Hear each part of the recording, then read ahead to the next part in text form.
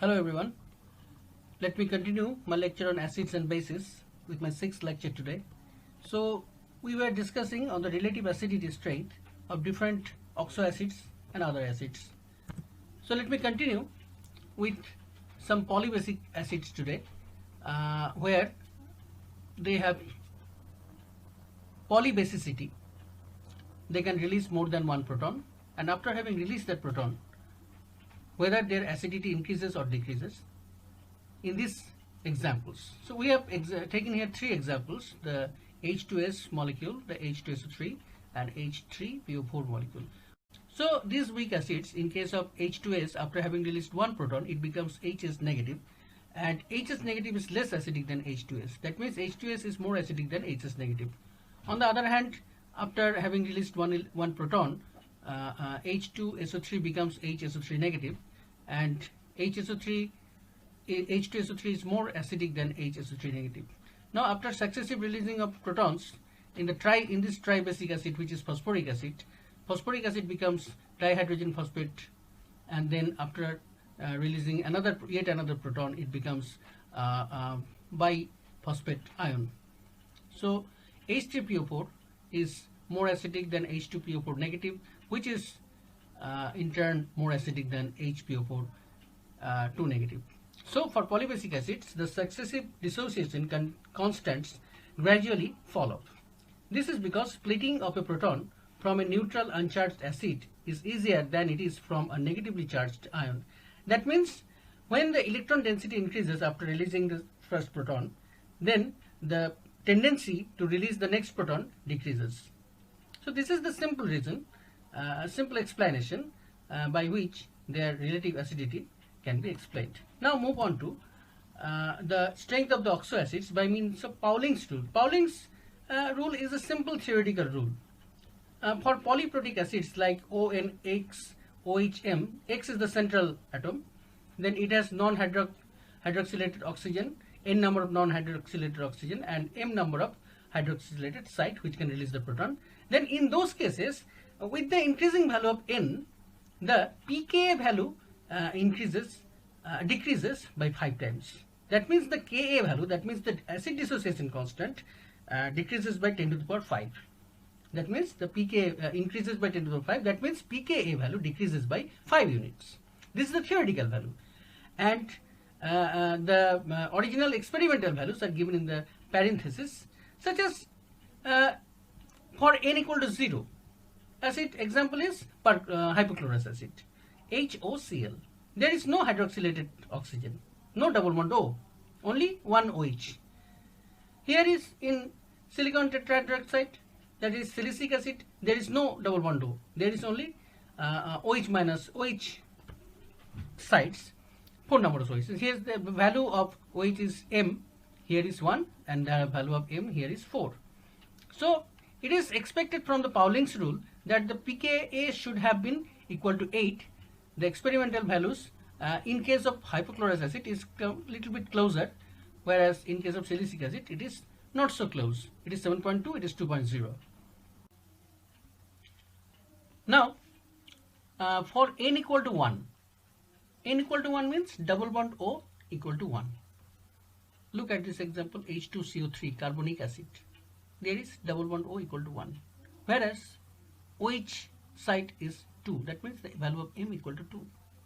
So for this, the theoretical pK1 value should be 3, and then theoretical pK2 value should be greater than 5 theoretically, so it should be 8. That means the acid dissociation constant decreases by 10 to the power 5 times.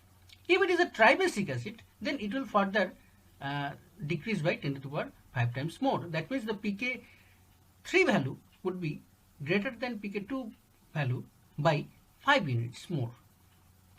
So let's go through the examples. For carbonic acid, the expected value was 3, so the experimental value is 3.6. For phosphoric acid, the values should have been 3, 8 and 13. Look at the experimental values. pK1 3.1, pK2 7.4, nearer to 8, and pK3 12.7, almost close to 13. So the Pauling's rule is highly successful in explaining the acidity strength of the oxoacids of phosphorus, like phosphoric acid. Here also, in case of H3PO3 phosphorus acid, here also double bond to O equal to 1. That means N equal to 1. And the number of OH site equal to just 1 less than phosphoric acid, it is 2 only. And 1 hydrogen is directly attached to phosphorus. So the expected pK1 value was 3, but here is 1.8, and expected pK2 value was 8, so it is experimentally found to be 6.6. On the other hand, hypophosphorus acid, 1 double bond O and 1 OH, and other than that, there are two directly attached, two hydrogens which are directly attached with phosphorus. So the value was expected to be 3, while it is experimentally found to be 2.0. Now move on to 2 double bond oxygen. That means the value of N equal to 2. So the pK value should be 5 times greater than the previous one. So for N equal to 1, the pK1 value was 3. So it should be minus 5. That means minus 2. Okay. So it is decreasing. With increasing value of N, the pK value is decreasing. And for N equal to 3, the pK value is decreasing by 5 units more. That means it is minus 7. That means the acid dissociation constant is increasing by 10 to the power 5 times. Look here. Now look here the examples. And on the other hand, for N equal to 2, for polybasic acids, the pK2 value would be 5 times greater than that of pK1, and the pK3 value should be 5 times greater than that of pK2. So for nitric acid N equal to 2, there are 2 double bonded oxygen, and the expected value would have been minus 2, which is experimentally found to be 1.4, minus 1.4. In case of sulfuric acid, the pK1 was expected to be minus 2, while it is exactly minus 2, and the pK2 was expected to be 3, but it is 1.9. And for chloric acid, it is expected minus 2, and experimentally it is found to be minus 1.0. And for N equal to 3, such as perchloric acid, there are 3 number of double bond O and only 1 OH site, which releases a proton. The expected value was minus 7.